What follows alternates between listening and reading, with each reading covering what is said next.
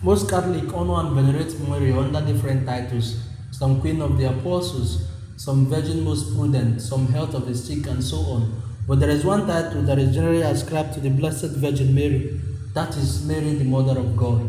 Why is Mary called the Mother of God, and how did the Church Fathers defend this title? In this video, I'll be giving you answers to those questions. Friends, welcome to the Third General Council of the Church, the Council of Ephesus, which was called in the year 431 AD. In this third council, the fight will be between Saint Cyril, the Bishop of Alexandria, and Bishop Nestorius, the Bishop of Constantinople. The meeting place was the holy city of Ephesus, where centuries before now, the Blessed Virgin Mary, Saint John the Apostle, and Saint Paul lived. This council was called during the papacy of Pope Celestine. Now let us talk about the heretic Nestorius. Nestorius was born in Germanesia. He had his early education from the monks of the monastery of Antioch. At the age of 24, he became a monk, and after his ordination, he was sent to Constantinople, where he became a scripture teacher and a good preacher. After 4 years, this man was made bishop of the See of Constantinople. On the very day of his consecration, he preached nicely and pledged to make the city a city of faith. On a particular day in the year 429 AD, Nestorius preached in the Cathedral Church on the subject of the nature of Jesus Christ. He said, there were two persons in Jesus Christ, the divine and human person. According to him, it was the human person, the man Jesus, who was born of the Virgin Mary and died on the cross. This was strange indeed, because the Universal Church has always taught that in Jesus there is only one person, the divine person, and that he had two natures, the divine and the human. This heretical teaching of Nestorius pointed immediately to the Blessed Virgin Mary. According to him, Mary was not the mother of God, but she was only the mother of the man, Jesus. He told the faithful that the title Mother of God for Mary was heretical, and that it should not be used by any one of his flock, be you a bishop, a priest, or a lay person. His new teachings caused some strange beliefs among the faithful, so he noticed that there was kind of confusion. So he wrote a letter to the Pope reporting the situation, but he wrote the letter in a veiled form. So some bishops and monks left the city of Constantinople to visit St. Cyril of Alexandria in order that the heretical doctrines of Nestorius could be studied with his help. Cyril, in consultation with learned bishops of Egypt, studied the heretical teachings of Nestorius and wrote a book defending the title of Mother of God.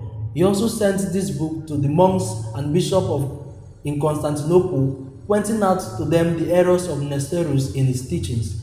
He wrote a personal letter to him, asking him to proclaim the true doctrine as taught by the church. Cyril also wrote to the Pope describing the situation. The Pope was consoled amidst the grief this heretical teaching has caused him. He freed all those that were excommunicated by Nestorius. The Pope was really active in this particular case. He wrote to bishops of Antioch, Jerusalem, and Thessalonica, informing them that Bishop Cyril will handle the case. He also wrote to the heretic and told him that his teachings are rejected by the whole world, that he should follow the teachings of the church. On the 7th of December 430 AD, Nestorius was summoned by Cyril to recant his teachings officially. He refused. He went to see his old friend John, the Bishop of Antioch, who helped him to reach out to the emperor to call all the bishops together for a council, and that was how the Council of Ephesus was called. The emperor sent letters to all the bishops in the east, summoning them to a council, and Ephesus was chosen for the meeting place, and the date was fixed on the 7th of June 431 AD. The Pope could not attend the Council of Ephesus, so he sent 3 legates, 2 bishops, and a priest to take his place at the council. He also gave them a letter which should be read during the council. He stated in the letter that they should be careful in dealing with the matter at hand, and he hopes that the honor of the Blessed Virgin will be upheld by them. 250 bishops were in Ephesus, but the council did not open as planned, since the bishops from Antioch did not reach on time. They waited till June 22nd, but there was no news from the bishops from Antioch. So the next day, the church fathers met in the Cathedral Church of Santa Sophia to begin. A notary read the summary of the case of Nestorius, and the letter of the Pope also was read. The heretic was sent for, but he did not show up, so in his absence, his case was discussed. The Nicene Creed was read together with the 12 anathemas of Cyril against Nestorius. Cyril asked the bishops to vote. 125 bishops voted in favor, while the rest wanted some changes in the anathemas against Nestorius. At this point, something unusual happened in the assembly of bishops. One bishop stood up and in a loud voice declared, "Whoever does not anathemize Nestorius, let him be anathema." The whole universal church says anathema to the wicked religion of Nestorius and his followers. The whole assembly stood up and proclaimed anathema to Nestorius and his men. This included the 34 bishops who refused to sign the 12 anathemas against Nestorius.